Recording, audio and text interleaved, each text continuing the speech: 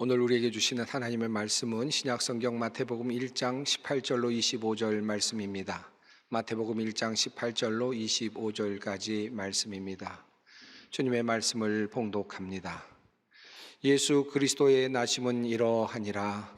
그의 어머니 마리아가 요셉과 약혼하고 동거하기 전에 성령으로 잉태된 것이 나타났더니 그의 남편 요셉은 의로운 사람이라 그를 드러내지 아니하고 가만히 끊고자 하여 이 일을 생각할 때에 주의 사자가 현몽하여 이르되 다윗의 자손 요셉아 내 아내 마리아 데려오기를 무서워하지 말라.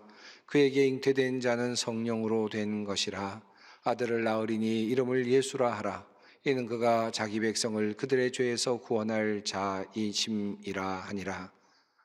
이 모든 일이 된 것은 주께서 선지자로 하신 말씀을 이루려 하심이니 이르시되 보라 처녀가 잉태하여 아들을 낳을 것이요 그의 이름은 임마누엘이라 하리라 하셨으니 이를 번역한즉 하나님이 우리와 함께 계시다 함이라. 요셉이 잠에서 깨어 일어나 주의 사자의 분부대로 행하여 그의 아내를 데려왔으나 아들을 낳기까지 동침하지 아니하더니 나음의 이름을 예수라 하니라. 아멘. 제네시스라고 하는 이 단어는 사실은 성경에서 사용되는 단어죠. 창세기를 우리가 주로 제네시스라고 이렇게 말을 합니다. 그래서 기독교인들은 이 제네시스를 볼 때 우선 창세기라는 말이 먼저 떠오르곤 합니다. 처음 제네시스라는 차가 우리나라에서 이렇게 다닐 때 목사님들하고 같이 다니다 보면 목사님들이 이렇게 농담을 하곤 했습니다. 저기도 창세기가 가네. 저기도 창세기가 가네. 이런 이야기를 하곤 했습니다. 이 제네시스라는 단어는 그런데 사실은 일반적인 단어이죠. 기원 또는 태초라는 뜻을 가지고 있는 그런 단어입니다. 그런데 이 단어가 성경에 특별히 창세기의 맨 처음에 사용이 되었습니다. 그렇기 때문에 이 단어로부터 시작된 그런 제목이 바로 창세기가 되었습니다. 이 부분을 조금 더 설명을 드리면 이렇습니다.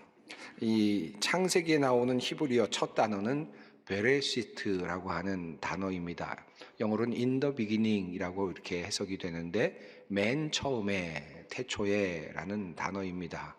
그런데 이 단어 속에 레시트라고 하는 단어가 있는데 이것이 바로 기원, 맨 처음, 태초라는 뜻을 가지고 있는 명사입니다. 이 단어가 후에 헬라어로 번역이 되는데요. 이 번역이 될 때는 게네시스라는 단어로 번역이 됩니다. 그리고 여러분도 예측이 되시겠습니다만 이 게네시스라는 단어가 결국은 영어로 이제 번역이 되면서 제네시스라는 단어가 되었습니다. 그러니까 레시트라고 하는 단어, 게네시스라는 단어는 모두 제네시스라는 그런 말과 다 통하는 그런 단어라고 할 수 있겠습니다. 태초에 하나님이 천지를 창조하시니라. 이 구약의 첫 장, 첫 절은 온 우주의 그리고 만물의 첫 시작점을 우리들에게 알려주고 있습니다. 온 우주가 어디서부터 왔는가, 온 만물이 어디서부터 시작되었는가, 그 근원을 이야기하고 있죠. 그리고 그 근원이 바로 하나님으로부터 왔다라는 사실을 선언하고 있습니다. 여기까지는 아마도 대부분의 우리 성도님들이 잘 알고 계시리라 생각합니다. 그런데 제가 이제부터 말씀드리는 부분은 아마 잘 모르시는 분들이 꽤 많이 계시리라고 생각합니다. 구약 성경이 제네시스로부터 시작이 된다면 신약 성경은 어떨까요? 신약 성경이 마태복음 1장 1절 여러분 어떻게 시작할까요? 아브라함과 다윗의 자손 예수 그리스도의 태초라. 오늘 제가 예수 그리스도의 태초라라고 이렇게 번역을 했습니다. 아니 예수 그리스도의 계보라고 번역이 되지 않았나요? 이렇게 말씀을 하시는 분들이 있겠죠. 사실 그렇습니다. 개역 개정 성경, 우리 한글 성경은 예수 그리스도의 계보라고 이렇게 번역이 되어 있습니다. 이것은 옳은 번역이고 또 적절한 번역이기도 합니다. 틀린 번역은 아닙니다. 그런데 사실 구약의 맥락과 또 창세기와 마태복음의 어떤 비교 이런 것들을 생각해 본다면 저는 한글로 번역을 할 때 이 단어를 예수 그리스도의 태초라 라고 그렇게 번역하는 것도 좋지 않았을까라는 생각이 들기도 합니다. 왜 그런 생각이 드느냐 하면 바로 예수 그리스도의 계보라고 되어 있는 바로 이 단어, 마태복음 1장 1절에 나오는 이 계보라는 단어가 헬라어로 게네시스라는 단어가 사용되고 있기 때문입니다. 다시 말하면 제네시스라는 단어가 마태복음 1장에도 나타난다는 것입니다. 그것도 1장 1절에 나타나고 있습니다. 조금 더 설명을 드리면 이렇습니다. 제네시스라는 단어가 마태복음에는 2번 등장을 합니다. 조금 전에 말씀드렸던 것처럼 마태복음 1장 1절 계보라는 말로 번역되어 있는 바로 그 단어가 제네시스입니다. 그리고 또 한 곳이 있는데 오늘 본문 말씀 바로 1장 18절 말씀입니다.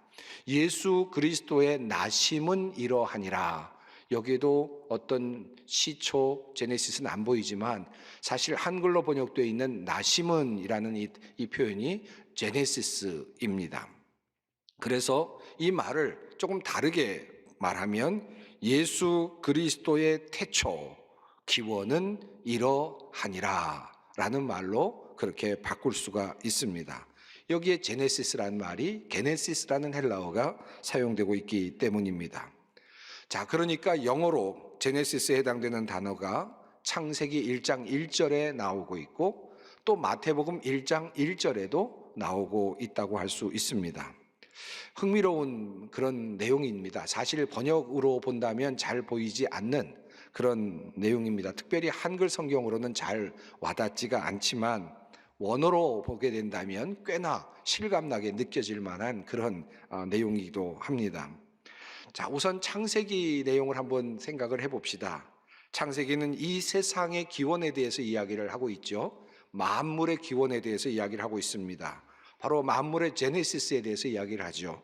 창세기 1장은 하나님께서 말씀으로 온 세상을 창조하셨다라고 하는 사실을 알려주고 있습니다. 그리고 그 세상을 창조하신 과정을 자세하게 묘사하고 있습니다. 빛을 만드시고 궁창을 만드시고 또 물을 나누시고 땅과 바다를 만드시고 하늘의 궁창을 만드시고 그곳에 해와 달과 별들을 만드시고 또 하늘의 새와 땅의 모든 짐승들을 만드시고 그리고 마지막 날 하나님께서는 남자와 여자를 만드셨다라고 하는 내용이 창세기 1장이 말하고 있는 온 세상의 기원, 바로 제네시스입니다. 창조의 마지막 작품이 바로 사람으로 되어 있습니다. 그런데 어떻게 되었습니까? 결국 그렇게 마지막으로 만들었던 그 인간 아담과 하와가 결국은 하나님께 범죄함으로 모든 피조 세계가 결국은 그 죄에 물들게 되는 그와 같은 참으로 안타까운 일들이 일어났음을 창세기 3장이 우리에게 보여주고 있습니다. 자, 이에 비하여 마태복음은 그 어떤 기원에 대해서 이야기를 하고 있을까요? 또 다른 기원에 대해서 이야기를 합니다. 그런데 그 첫째가 사람으로 시작이 됩니다. 그 사람의 이름은 바로 예수 그리스도라고 하는 사람입니다. 창세기의 마지막에 사람이 있었다면 이제 새롭게 창조되는 마태복음의 새로운 시작에는 사람이 먼저 등장을 합니다. 그리고 그 사람의 이름이 바로 예수 그리스도이시죠. 바로 이 예수 그리스도라고 하는 이 말이 나오는데 여기에서 요한복음은 이 예수 그리스도의 오심을 빛이라고 설명을 하고 있습니다. 참 빛이라고 그렇게 말씀하시죠. 참 빛이 세상에 왔다라고 말합니다. 그 빛이 비치되 어두움이 깨닫지 못했다라고 이야기를 하죠. 마치 창세기의 이야기와 연결이 되는 듯 보입니다. 창세기에서 제일 처음에 빛이 있으라 하셨던 것처럼 우리 주님께서 이 땅에 예수 그리스도의 이름으로 오셨는데 그분이 바로 참 빛이다라고 성경은 또 신약 성경에서 증언하고 있습니다. 자, 여기에서 흥미로운 단어 한 가지가 또 나오는데 바로 이에수스라고 하는 단어입니다. 그리고 예수스, 요수아, 여호수아라고 하는 그런 뜻으로 히브리어 단어로 불리는 단어인데 이것이 헬라어로 바뀌면서 이에수스라는 단어로 바뀌었습니다. 그러니까 이 헬라어는 그 본래 유대교가 사용하는 그런 히브리어로는 바로 구원자라고 하는 뜻을 가지고 있고 있다고 할 수 있습니다. 이에수스는 구원자라는 뜻을 가지고 있고 그리스도라고 하는 단어는 바로 메시아라고 하는 뜻을 가지고 있습니다. 만약에 예수 그리스도라고 하는 단어를 이제 히브리어의 뜻으로 풀어서 생각을 한다면 이렇게 할 수 있겠죠. 구원자 메시아라고 하는 말로 바꾸어서 쓸 수 있습니다. 만약에 이렇게 구원자 메시아라는 단어로 예수 그리스도를 바꾸어서 놓는다면 어떻게 해석이 될 수 있을까요? 예수 그리스도의 나심은 제네시스는 이러하니라 라고 되어 있는 이 문장을 이렇게 바꿀 수 있습니다. 구원자 메시아의 기원은 제네시스는 이러하니라 라고 바꿀 수 있습니다. 여러분 이 표현이 굉장히 다르게 느껴지지 않습니까? 예수 그리스도의 기원, 예수 그리스도의 나심은 이러하다라고 하는 것은 한 인간, 예수라는 인간, 예수 그리스도라는 인간의 어떤 탄생에 대한 이야기처럼 보이는데 구원자 메시아의 기원은 이러하다라는 말은 굉장히 웅장한 그런 표현으로 느껴질 수 있을 것입니다. 아마도 마태는 구약을 잘 알고 있는 유대인들에게 아주 재치 있게 그러면서도 놀랍도록 명료하게 이야기를 지금 걸고 있다고 할 수 있겠습니다. 너희가 태초의 시작에 대해서 잘 알고 있지 않느냐? 그리고 태초에 인간이 어떻게 타락하게 되었는지도 잘 알고 있지 않느냐? 그리고 그 타락의 결과로서 우리가 어떤 삶을 살아가고 있었는지도 잘 알고 있지 않느냐?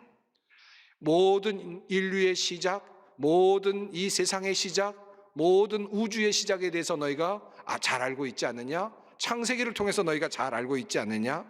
자, 그런데 이 타락한 인간, 타락해서 지금까지 신음하고 있는 인간을 위해서 이제 하나님께서 어떻게 하셨는지 새로운 국면을 내가 너희에게 보여주마. 이제 우리의 구원자이신 그리고 메시아이신 그 기원에 대해서 이야기를 하겠다라고 말하고 있는 것입니다. 이제부터 내가 말하는 것은 메시아가 구원자가 어떻게 오게 되었는지에 대한 것이다 라는 이야기를 말하고 있는 것입니다. 마태복음은 이런 새로운 국면으로 우리를 초대하고 있습니다. 이제 우리에게 구원자는 어떻게 오게 되었는가, 메시아는 어떻게 오게 되었는가 라고 하는 이야기를 하고 있는 것입니다. 그러니까 창세기와 마태복음을 비교해 보면 이렇게 해석할 수 있습니다. 창세기는 온 세상의 기원 그리고 온 우주의 기원에 대해 이야기하고 있다면 마태복음은 인류의 구원자의 기원, 메시아의 기원에 대해서 이야기하고 있는 것입니다. 마태복음 1장 1절로 17절의 내용은 하나님께서 긴 시간 동안 우리에게 메시아를 보내시기 위하여 준비하셨으며 또한 오랫동안 때를 기다려 오셨음을 암시합니다. 그리고 마침내 이제 이새의 줄기를 통하여 다윗의 가문을 통하여 그리고 이제 요셉을 통하여 이 땅에 메시아가 탄생하게 되었음을 우리에게 알려줍니다. 그런데 한 가지 문제가 보입니다. 다윗의 가문이 길게 열거되었지만 혈통으로는 피로는 연결이 되지 않는 것입니다. 요셉이라는 이름까지 연결이 되지만 실상 요셉의 씨앗으로부터 태어난 존재는 메시아가 아닙니다. 요셉으로부터 메시아가 태어나지 않습니다. 도리어 마태복음 1장 18절은 구체적으로 이 비밀을 이렇게 설명합니다.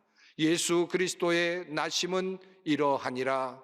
그의 어머니 마리아가 요셉과 약혼하고 동거하기 전에 성령으로 잉태된 것이 나타났더니 라고 그렇게 설명하고 있습니다. 놀라운 반전이 아닐 수 없습니다. 마태복음 1장 1절부터 17절까지 긴 족보를 나열하였는데 그것이 무색하게도 18절은 예수가 마리아라고 하는 여인에게 성령으로 잉태되어 나오게 되었다라고 그렇게 알려줍니다. 그리고 분명하게도 요셉과 약혼하고 동거하기 전에라고 못을 박습니다. 즉 요셉과는 직접적인 연관이 없다는 사실을 이야기하고 있는 것입니다. 그렇다면 왜 길게 마태복음은 그 아브라함의 가문을 그토록 길게 나열을 했다는 말입니까? 이미 이사야서에서는 다윗의 자손 오실 메시아에 대한 또 다른 이런 예언이 있었습니다. 그러므로 주께서 친히 징조를 너희에게 주실 것이라. 보라, 처녀가 잉태하여 아들을 낳을 것이요 그의 이름을 임마누엘이라 하리라 라고 하는 바로 그 말씀이었습니다. 여기에서 처녀라고 하는 이 단어는 그저 여인이라는 말로 번역이 될 수 있는 일반적인 단어입니다. 처녀란 아이를 낳아보지 않은 그냥 여인들을 총칭으로 하는 그런 말이기도 합니다. 그러므로 구약의 이사야서를 잘 알고 있는 사람들은 아마도 이 말을 종합적으로 이해하면서 이렇게 해석했을 가능성이 매우 높습니다. 다윗의 가문에 한 여인이 들어올 것인데 그 여인이 다윗의 가문의 씨로 한 메시아를 낳게 될 것이다 라고 그렇게 해석했을 가능성이 높습니다. 그러나 마태복음에 말하고 있는 그 예상은 완전히 다릅니다. 마태복음이 적응하는 내용은 다릅니다. 예상은 빗나갔습니다. 마태는 믿기지 않는 이야기를 우리들에게 건넵니다. 요셉과 정혼한 마리아가 성령으로 아기를 갖게 되었다라고 말입니다. 요셉과의 관계가 아니라 성령으로 아기를 갖게 되었다라는 것입니다. 한번 생각해 봅니다. 인간적으로 차라리 이렇게 이야기를 풀어가는 것이 보다 더 성경에 더 적합하고 사람들이 믿을만 하지 않겠는가? 성경에 이미 예언된 것처럼 이새의 뿌리에서 다윗의 자손 중에서 한 아이가 태어나게 될 것이다. 그러므로 다윗의 자손인 요셉과 정혼한 마리아가 결국 그 사이에서 아기를 갖게 될 것이고 그 아이가 바로 우리에게 보내주신 메시아이시다. 우리에게 메시아 예수 그리스도는 이렇게 우리들에게 보내졌다라고 말하면 우리가 더 믿기도 쉽지 않겠습니까? 충분히 납득이 갈 수도 있지 않겠습니까? 예언도 잘 성취된 것이 되고 인간적으로도 납득이 갈 수 있습니다. 그런데 왜 마태는 성령을 통한 동정녀 마리아의 몸에서 태어나는 예수를 우리에게 그렇게 이야기하고 있을까요? 왜 성경은 모순이라 그럴까? 아니면 이야기의 불연속성이라고 할까요? 이런 이야기를 숨기지 않고 있을까 하는 것입니다. 바로 그 이유는 아마도 이것이 진정 우리를 위한 구원자 메시아의 기원이기 때문일 것입니다. 지금까지 이스라엘 민족은 인간적으로 구원자를 기다렸습니다. 그저 인간적으로 나타날 영웅을 기다렸습니다.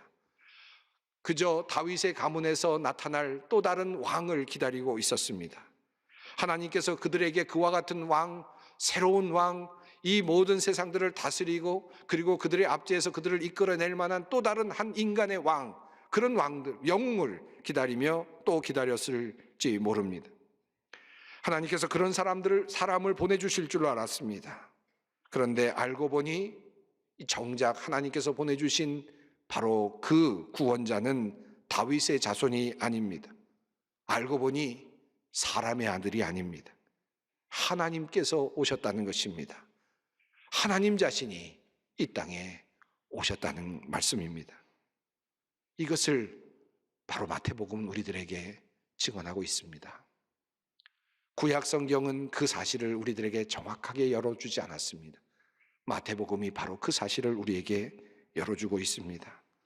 그러므로 천사를 통하여 주님은 말씀하십니다.